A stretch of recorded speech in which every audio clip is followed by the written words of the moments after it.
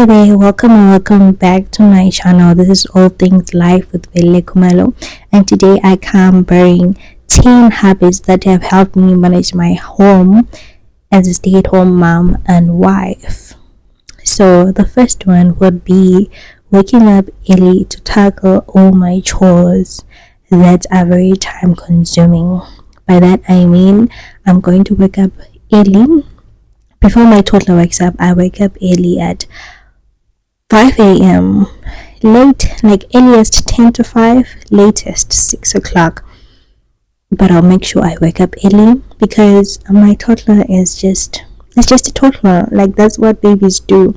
And I'm trying as much as I can not to be disturbed. So I'll wash my clothes early in the morning, simply because I know that when he wakes up, it's going to be difficult for the both of us. Like he wants to play and I want to do work, and it doesn't work like that. You play, then you work. Like you don't work and play at the same time. Okay, so this is what has helped me. I rely on this. Like if I don't do my load of laundry this morning, I'm not going to do it. Like it's now for the next day, because there's no way I'm doing laundry when this baby is up. Okay, so yeah, waking up early is a game changer. Like you can wake up to do your chores, you can wake up to have alone time, because girl, as a wife and a mother, you need your alone time. Okay, you need your quiet time. And waking up like at 4 a.m., I've seen people wake up at 4 a.m. Some they wake up at 5, some at 6. Like that's 1 hour or 30 minutes to yourself could be so much helpful. Okay, so you don't need to wake up to do chores. You can simply just wake up and be alone, wake up and be with the Lord. So just choose what you want to do during your quiet time. Okay, during your morning. Going on to the second habit that I've religiously adapted to, and this is my routine, is that I wash every day. I wash every day. It's just to avoid having a big lot of laundry, because I do this mothering wifing thing alone, and that means I do not have anyone washing my clothes for me or any machine washing my clothes for me. So that simply means that for this to work, for me not to burn out, for us to be healthy in this family, I need to wash every day, girl. So that is what I do. I will wash my clothes every day. Like I make sure that I soak my clothes the night before, and I wake up in the morning, I wash them, and by 6 o'clock, 7 o'clock, I'm done, and that works just fine for me. Like it's been amazing, and I stick to this because it works for me. So I know that there are people who prefer washing every week, once every week, or maybe every 2 days or every 3 days. In this household, it wouldn't work. I can't even imagine the load of laundry that would have accumulated in a week. I would die. So yeah, that's what works for me. That's what I've been following. Okay, then habit number 3 is journaling my thoughts and my prayers. So I think anyone can relate, be it you're a woman, be it you're a man. Like if you thoughts can get out of hand. Okay, and for me to keep myself sane, and to not die thinking of everything that I'll be thinking about, I just find it helpful to write everything that I'm feeling down, be it I'm sad, be it I'm happy. I will write it down, and if it's a bad thing, I will write it down and leave it there. Okay, I'm not carrying heavy thoughts or burdening thoughts in my mind. I'm not doing that. So journaling helps me like decompress, let it go, resolve it, talk about it. Of course, I'm talking to myself, but at times that conversation with yourself is necessary. So I will journal my thoughts, I will journal my prayers. So I am very, let me say, I struggle with praying out loud.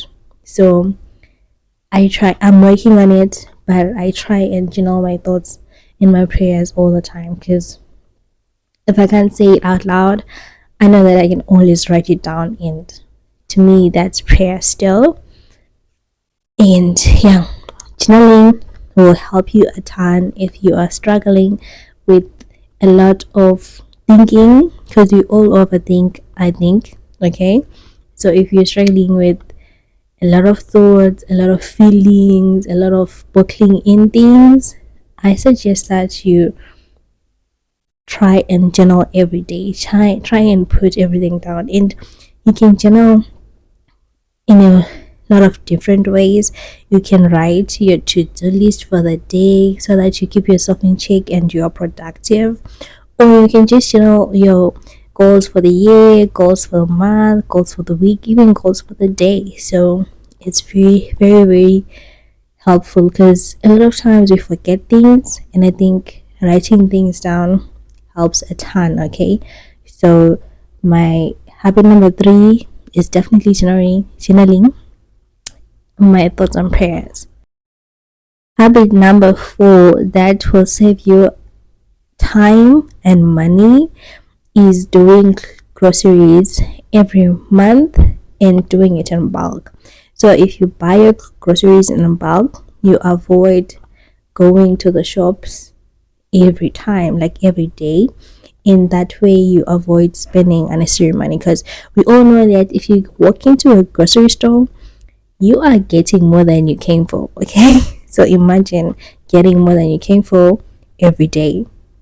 Literally, you're gonna be broke. Okay, so buying your things in bulk is gonna help you save a lot of money, and most of the times in bulk is cheaper than buying everything, like buying some things every day. Like you could buy in bulk and it's cheaper compared to you buying things one by one. Okay, so you can buy your bulk. These include like your mealie meal, your rice, your starches, your meat. If you have a lot of freezer space, you can buy your meat in bulk as well.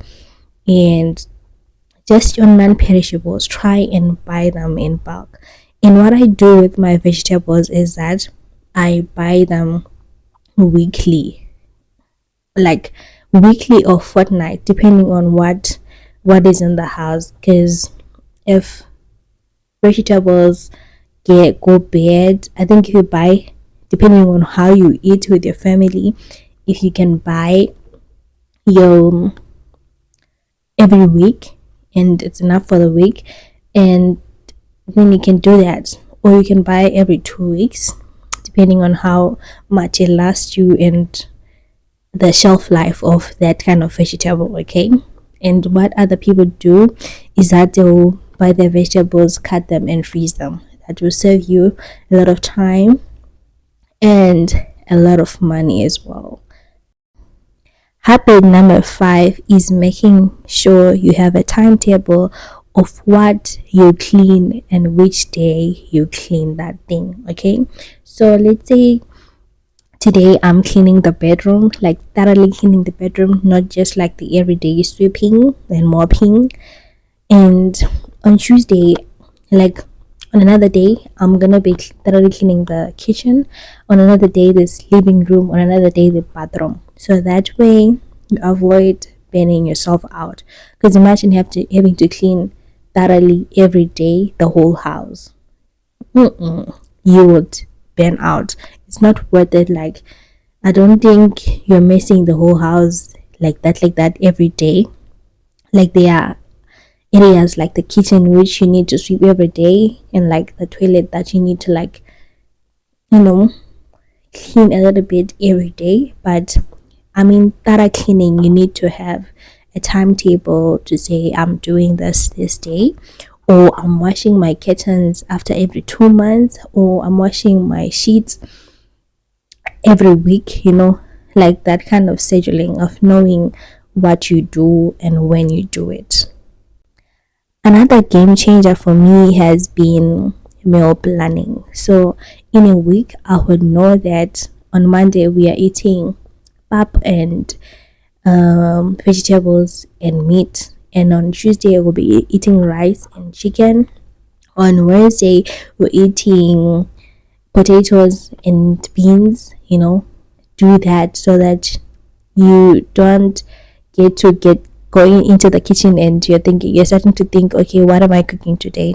If you meal plan, you literally know what I'm eating for the day, and you know what we're eating for the week. And if you're a person who buys your groceries every week, then you know what ingredients to buy for that week, because you know what you're cooking. And that saves you a lot of time and money, because we're trying to save a lot of time and a lot of money when you're trying to do this homemaking thing. You're trying to be very efficient and effective, okay? So meal planning will help you a ton. After you have your meal plan, there comes meal prepping. So if you prep your meals, you are going to save your time as well, because I know it's boring. I've been there. I'm there every day actually. I hate it when I have to cut vegetables. I hate cutting, let me say, especially cutting covo. Yo, I hate it. I don't like the waiting period of boiling meat. Okay, I also do not like cutting vegetables and all that. So it's best if you can keep your meat boiled. That saves you a lot of time. Like, you can be in and out of the kitchen that quick if you have your things planned. Keep your vegetables cut, and if you're not one to freeze your things, you can cut those things in the morning. Like, in the morning you can still boil your meat, preparing it for dinner.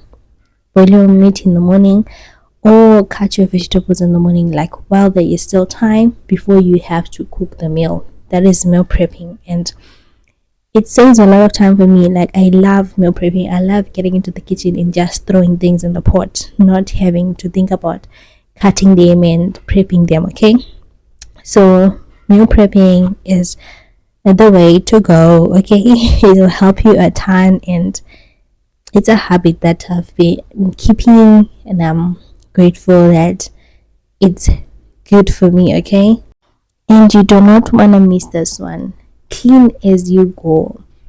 If you don't, the whole kitchen, the whole house is going to be upside down. I tell you, these little humans will give you a headache. Like, as soon as he messes, I'm going to give him a few minutes and I will clean that thing up real quick, because the dirt piles up really fast. The house turns upside down really fast before you even notice. It's like you didn't clean. So I believe in clean as you go. I'll let the mess, yes, but in a few minutes I'll just be prepping everything. Okay, making sure that everything is kept clean and neat. And in the kitchen, as I'm cooking, I'm washing dishes, I'm putting them at the in the drying rack. Okay, trying to make sure that everything is in order. Okay, by the time I finish cooking, the only dishes that are left to wash is just the pots and the plates that we used, not the whole spoons, the whole kitchen upside down. Okay, so that is what I do, and it's been working perfectly for me. I clean as I go, because if I don't, the whole house is going to be a mess. And habit number 9 is very important. You have to go to bed early. Okay, for you to wake up early, you need to go to bed early. I know we are addicted to our phones, the fake dopamine. We want to scroll until midnight, but it's not good for you. It's not good for you on the long run, like, because you are going to burn out. You are going to burn out. I'm telling you, you're going to burn out. So go to bed early. Like, habits that will help you is to, as soon as you get into the bed, make sure that your phone is not with you. Okay, Of course, you can have cheat days, but for you to like, unless if it's not affecting you, like if you don't need your 8 hours of sleep, then fine. But if you do need your 8 hours of sleep, just put your phone in the other room, or you can put it away from you. Like, don't put your phone next to you, and get your sleep. And get your sleep, and avoid waking up in the middle of the night to go on your phone to check on what's on social media. Like, rest. The phone is going to be there tomorrow. Like, the phone is going to be there, so just rest and get your hours, get your sleep, because good health is good sleep. Good sleep is good health. And the other thing is to make sure that this is the last habit, and this is a very, very, very important one. You need to take a break, okay? Take a break. Like, take a breather, take a break. You don't need to burn yourself out. Like, no one is holding a gun at you. If you feel tired, please sit down and take a break. Take a break, okay? Because if you try to be superhero, if you try to be Wonder Woman, Superwoman, you might end up hurting yourself. And it's just important. I know that a lot of people, me included, I used to not take a break, but my husband always tells me, like, sit down and take a break. Sit down and take a break. But now I do take a break. If I feel like my body is giving up on me, like it's communicating I'm tired, I will sit down and I will take a breather and I will rest. Like, the chore is not going to run away. Whatever I need to do is not going to run away. But I might hurt myself when I can't pause, because you need to pause and take care of yourself. And as women, we tend to try and pour. We keep on pouring and pouring to others, and we forget that you also need to fill up your cup so that you don't run out of something to pour for others. Because we were made to serve. Like, you need to keep on serving your family, keep on taking care of them, keep on doing this and that. But you also need to remember that you need to take a break. And that was habit number 10. I'm gonna give you an example of how not taking a break almost hit me. So this one time, I'm gonna take you back to when I just had my baby. It happened that, you need to be. I had a C-section, and you need to rest. You need to rest after that very traumatic experience. You need to rest. So, people, like, we had a helper. She was cooking, and I just felt like she wasn't doing justice. Okay, my husband was obviously okay with it. Like, she knew that she was just a helper. And if you know me, if you've seen my page, I'm a bit extra on food. So I was like, you know what? Let me just cook for myself. Because what do you mean I have to eat? At that time, I was like, what do you mean I have to eat bread and butter and jam and just scrambled eggs? Like, no effort put into it. Like, I couldn't see the love in the food. And me being me, I express my love through food most of the time. So it wasn't giving love. It wasn't giving love. So I took it upon myself to, like, wake up and cook my breakfast, okay? And that happened over a course of, I think, 2-3 days. And I do not know, like, I was doing too much. For someone who should have been resting, I was doing too much. I was now sweeping, now mopping, now it was too much. And one night, I couldn't breathe. Like, my body gave up on me, because first of all, I was not resting by trying to clean the house, trying to cook, trying to do this while I already had help. Okay, my husband made sure I had help, so I would do the things when he was at work, like, so he didn't know. until one time I couldn't breathe. I couldn't breathe. I don't know if I don't even know what happened that night, but I couldn't breathe. Like literally, I couldn't take in air. And we had to call the ambulance, and I had to be taken to the hospital. And we paid a lot of money for nothing because I wasn't even admitted. Like, I think we went to the hospital around 3 a.m. and we we paid a lot of money, but I wasn't even admitted. I wasn't even treated because there was this junior doctor. I think he was a junior doctor because I don't think they are doctors at night. And he was asking my husband, okay, did you guys get into an argument?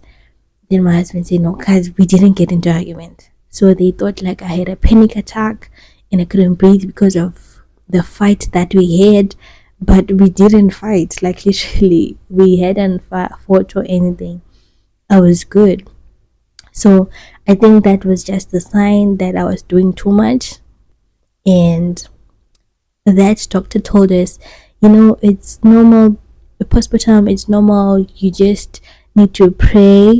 So we literally paid, I'm not going to say how much, but we paid a lot of money. And it was for him to tell me that I need to pray. It happens, I need to pray. So that was a wake up call for me to like take things easy, and if I have help, I should rest. And if I do not have help, like now that I do not have help, I'm literally a stay-at-home mom, like with no help. Literally, I'm alone with my husband and my son. So I have learned to take things slow and not burn myself out, because I know how it is to be burnt out and literally have your body give up on you, because I couldn't breathe. When I tell you, I was scared. Like at the moment I couldn't see what was happening, because I was like what's happening? But after, when I saw how people were scared, like people were scared, people thought I was gonna die that day. But then my body was just telling me, miss, please take a break. So a good, very the best habit you have to take from here would be to take a break. Like there's so much going on in life that we give ourselves a hard time. We just need to take a break. Don't do too much. Yeah, you can keep pushing, like don't rest too much. But if you need a break, take a break. That's why we have off days at work. This then you know that you need to breathe. Okay, you need to breathe. And if you enjoyed the video, if you had 1 or 2 points that you picked up that you do and that you're gonna do, please comment them down below and tell me what's your habits that help keep you going. Like, what do you do to keep sane? Like, what is one habit that you have continuously done over the years that you would never leave? I would love to hear what your day looks like, or what your habits are that keep you in check. And if you enjoyed the video, I'll see you